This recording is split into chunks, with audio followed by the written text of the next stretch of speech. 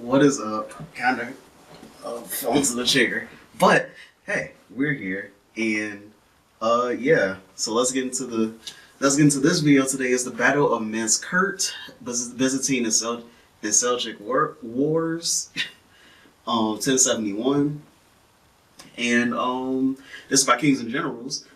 We always love this channel on DS3 TV. Also, what else was I gonna say? Oh, yeah.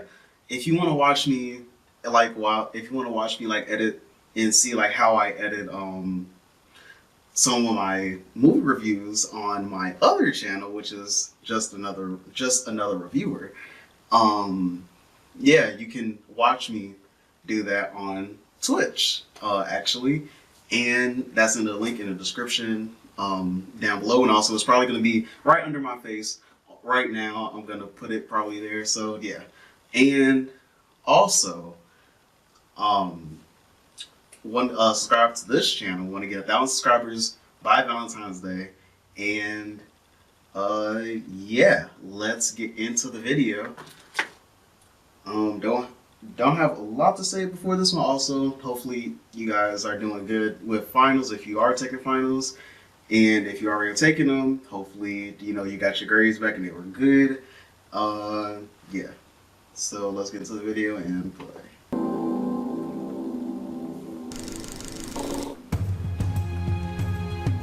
The Battle of Manzikert in 1071 was one of the most significant turning points in medieval history. The Eastern Roman Empire was facing nomadic conquerors, as it had done so many times in the past. But this invasion was different. It caused a cascade of events that made the West and the East, the Christian and the Muslim worlds, clash violently, but in a way that truly connected Europe and Asia for the first time. The initial contact between the Byzantine Empire and Islam did not go in the former's favour. The emperors started losing territories to the Caliphate in the first part of the 7th century. The Umayyads and then the Abbasids were pushing their advantage, and even threatened the capital Constantinople on a few occasions. Fortunately for the successors of Rome, the balance of power changed drastically in the middle of the 9th century. The Abbasid Caliphate was struggling to keep centralized rule over its holdings. The Byzantines used this to strengthen their position and restored their control over the Balkans, Anatolia, and northern Syria. In 1045 they conquered the capital of the Armenian Bagratids in modern western Turkey, Ani. Controlling Ani was strategically crucial. On the other hand, losing the traditional buffer zone between the Muslim world and the empire created new problems, and they manifested themselves in the new warlike nomadic force, the Seljuk Turks. The Seljuks were a tribe from Central Asia that adopted Sunni Islam at the beginning of the 11th century. Through a series of wars, they became the masters of this region by the year 1040. Their conquests continued, and in the next 15 years they took control of modern-day Iraq and Iran. The Seljuk Sultanate came into contact with the Fatimid Caliphate and the Byzantine Empire. At the same time, Transcaucasia was vassalized, and that opened a new lane into the Byzantine Empire. In 1054, the Seljuks attacked the Byzantines for the first time by raiding Trebizond. The new ambitious Sultan, Alp Arslan, used this weakness in 1064 to capture ever-important Ani. The empire's defensive strategy relied on a chain of fortresses stretching from the Caucasus to Syria. The fall of Ani opened up territory from Kars to Edessa, and shortly after the fortresses of Malazgirt and Alat near Lake Van were conquered, becoming operational bases for future invasions. In 1067, Antiochia, Melitene and Caesarea were razed by the Seljuks. The gates to Anatolia were now wide open. Emperor Constantine of the Doukas dynasty passed away in 1067. His widow Eudokia recognized the dire situation the empire faced and was eager to limit the power of the Doukas, so she married a member of a Cappadocian military family, General Romanus Diogenes. The new emperor was anxious to drive the Seljuks away and even planned to take Iran, Iraq and Syria. In March of 1068, Romanus amassed a new army and marched towards Caesarea. He received news that Neo-Caesarea had been razed by the Turks and was able to intercept part of their army near Tefrike, where he gained a complete victory. By 1069 the situation started to get out of hand, as a new raiding army attacked Melitene and then Iconium, deep in Byzantine territory. Romanus knew that he had to end the problem and started gathering a large force. At the same time, Alp Arslan was fighting against the Fatimids across the Levant. The Sultan was not sure that he could fight on two fronts, so he sent an emissary to the Byzantines. The Seljuks promised to stop their raiding, but the Sultan was not able to control every vassal tribe, so minor raids continued. Romanus kept recruiting troops and adding new mercenaries to his force. Historical sources diverge wildly from the very modest 40,000 to the fantastic 400,000, but it doesn't seem possible that he could have gathered more than 100,000. 20,000 troops stayed in Constantinople and Thrace, as the empire was also at war with the Normans of Sicily, making an attack on its Balkan holdings possible. The Byzantine army was truly multinational, as it included Normans, Cumans, Bulgars, Syrians, Armenians and Slavs. Serving in the Byzantine army was both prestigious and profitable, so emperors were able to choose from the best the medieval world had to offer. In February of 1071, Romanus sent an emissary to Alp Arslan to renew the treaty.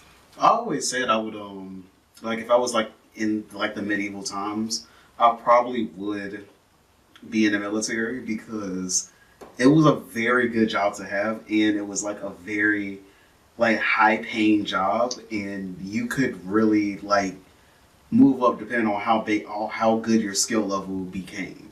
Like if you practice a lot, you could be really prominent. Treaty, and as the latter was besieging Fatimid-controlled Aleppo, he happily agreed. However, the emperor's plan was more cunning, and he embarked on the campaign against the Seljuks. Not to mention I would probably have to also be a different race because, yeah, they're probably not gonna, they will probably put me in slavery. Because during that time, they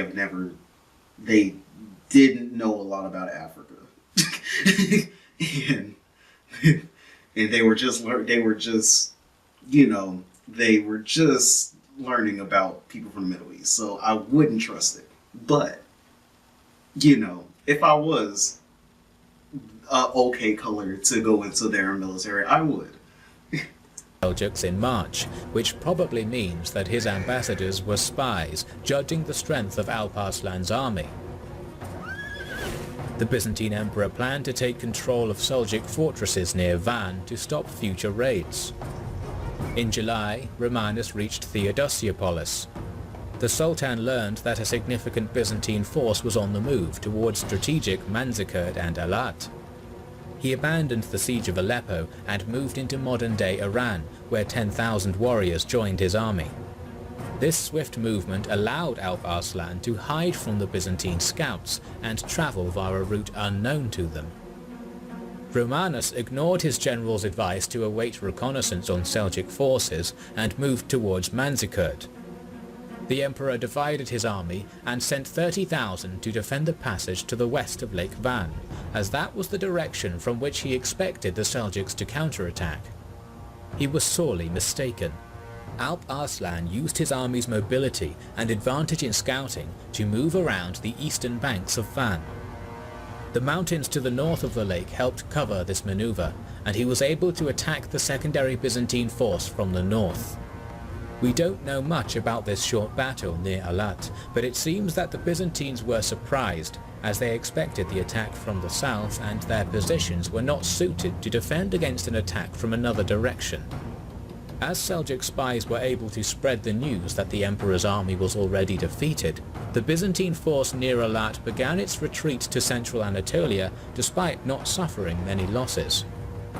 Meanwhile, Romanus took Manzikert on the 23rd of August and began moving towards Alat. The Byzantines still suffered from a lack of reconnaissance, while Alp Arslan was informed about the fall of Manzikert. On the 24th of August, the Seljuks destroyed a few Byzantine units sent to scout ahead. Alp Arslan again moved around the mountain to get a battlefield more favourable to his cavalry-heavy army. The two forces finally encountered each other on the 25th of August. Sources claim that the Seljuk Sultan sent envoys to negotiate a peace, but Romanus was confident in his numbers and also thought that his secondary force would soon return and help surround the enemy. So the emperor stated that he would talk peace only in the Seljuk capital of Ray. Romanus sent a messenger to the Second Army with an order to attack the next day and ordered his forces to build camp fortifications.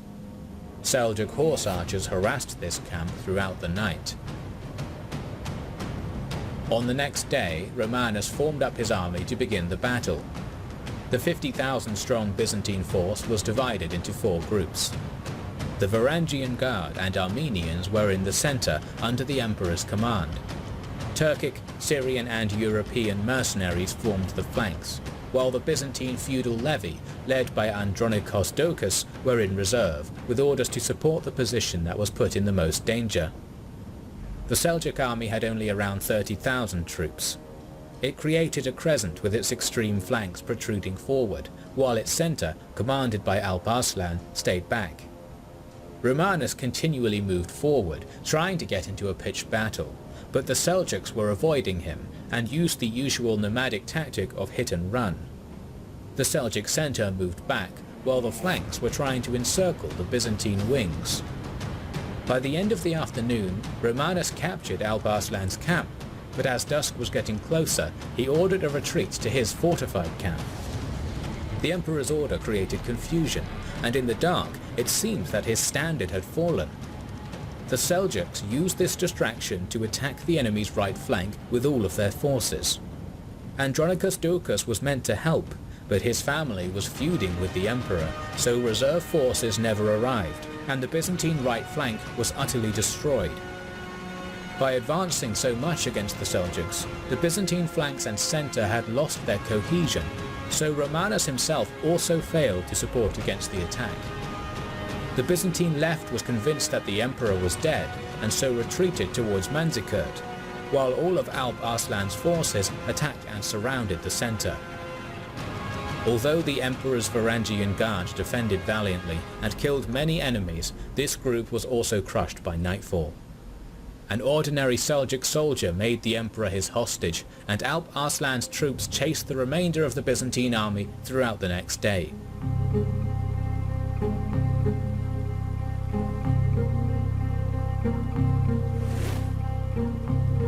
Sources claim that after the symbolic humiliation of Romanus, Alp Arslan treated the emperor with kindness. They signed a peace treaty in which Antioch, Edessa, Hierapolis and Manzikert were to be surrendered to the Seljuks, and the emperor promised to pay 1.5 million gold pieces in reparations right away, and 360,000 gold pieces annually. Both sides agreed to a dynastic marriage between the Sultan's son and the emperor's daughter. A few days after the battle, Alp Arslan released Romanus with gifts and an honorary escort. However, the Doukas family had already installed a new emperor, and in a short civil war in 1072, Romanus was defeated and blinded, and soon after died from his wounds. Alp Arslan passed away shortly after, but his descendants managed to take control of most of Anatolia in the next 2 decades. The Seljuk conquests brought the Byzantine Empire to the brink of collapse, and sparked the Crusades from Western Europe.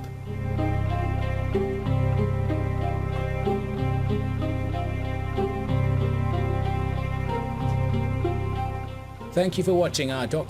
That was pretty good. That was pretty good. Pretty good. But yeah. So talk to you guys in the next video. Remember to check that link in the description for my Twitch channel, and also subscribe to the channel when you get 1,000 subscribers. Excuse me, 1,000 subscribers by Valentine's Day. Thank you guys for 231 subscribers at the time of making this video, and peace.